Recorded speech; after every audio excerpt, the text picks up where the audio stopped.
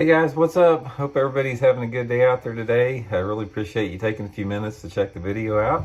And today we're going to talk about Squarebill sizes. And so I'm going to give you guys what I found out about it, just a lot of different details on it, and sort of give you a tutorial as far as when and where to choose the larger sizes and how a certain size will work better at certain times of the year. So it should be nice and interesting. But real quick, just a couple housekeeping tips as usual before we get started. Just wanted to remind everybody about Johnny and our bass camp that we're having coming up. This is going to be a Fish the Moment Bass Camp, October 2nd in Springfield, Missouri at the Boatworks facility.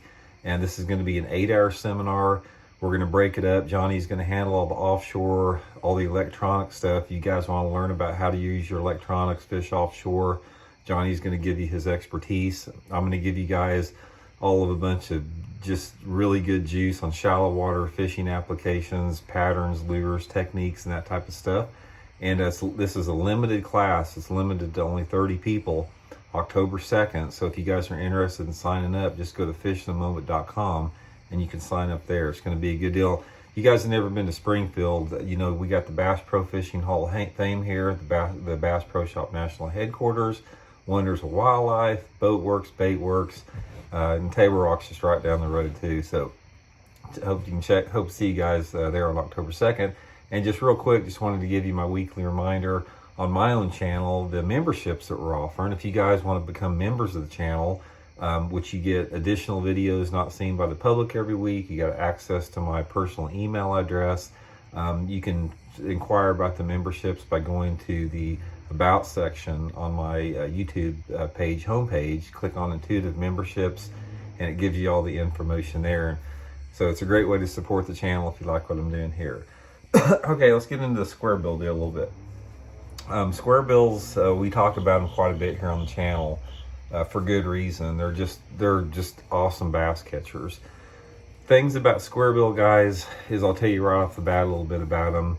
Is I've seen a decline in their success a little bit over the past 5 years in particular, simply because they're so heavily used now. There was a lot of tournaments won on Squarebills back in the early 2000s. It gained fame, it gained popularity. Takahiro Mori won the Bassmaster Classic in 2004 on it. There's been some big wins come on it. Van Dam's won some stuff on it on some smaller Squarebills. And everybody throws them. I mean, the Squarebill crankbait is one of the most heavily fished hard baits that there are out there. And every company's got a Squarebill. So the fact remains to be seen is what applications do you have for these Squarebills and when?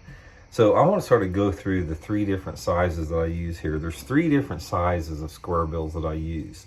The first one is, I use the Megabass S cranks. I also use a friend of mine, David Ryan, he makes a handmade balsa one that I also use too. But as far as the Megabass line, you've got the Megabass 2.0, which is the largest size. You've got the 1.5, which you can see is a little bit smaller. And then you've got the 1.2, which is a lot smaller than the 2.0. Each of these profiles and sizes has a different application, and I sort of want to keep this simple to give you guys a foundation to build on when I use the different sizes. For me, the 2 size, the big one, this is almost a 3-inch long Squarebill crankbait. This is the one that I'm throwing in the pre-spawn. When those fish first start to move up into shallow water, usually when that water temperature starts to get into the mid to upper 50s, and you start seeing the first wave of those bigger fish move shallow, those bigger females, the big Squarebill is my go-to bait that time of year. And this is absolutely my favorite time to fish it. The only other time I fish it heavily is after I get a limit. Maybe if I'm on some type of a Squarebill bite, whether it be shallow wood, rock, that type of stuff, after I get a limit on a smaller size, I may go to the bigger size to try to get a kicker. And also, if it's really nasty out, like windy, rainy, cloudy, water's super muddy, that type of stuff, then I'll go to the bigger size. My workhorse is the 1.5. Here's the size, again, the size difference between, you can see it too. This is a real good, versatile size bait from the pre-spawn all the way through the fall. It's usually the one I start out with. I mean, this is the size on it is, it makes it a good combination for quality fish and numbers both. It gets down probably 4 foot deep. Again, if I'm on a good squarebill bite, I've usually got this one and the bigger one on too. But this one right here is the one that I use heavily all the way through the up until the late summer. I probably use it more, you know, from say like late March up until like the end of July, that type of stuff. Now the time that, and this is what I want to talk about as far as catching more fish on a squarebill in situations where bass are skiing squarebills a lot. The one that is my favorite for late summer and fall is the small one, the 2.0. Here again, size difference between this one.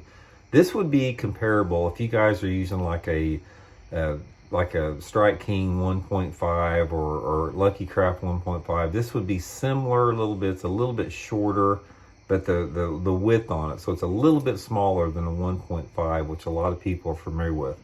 This is the bait that I go to this time of year, late summer, early fall, mid-fall, when the fishing starts to get a lot tougher.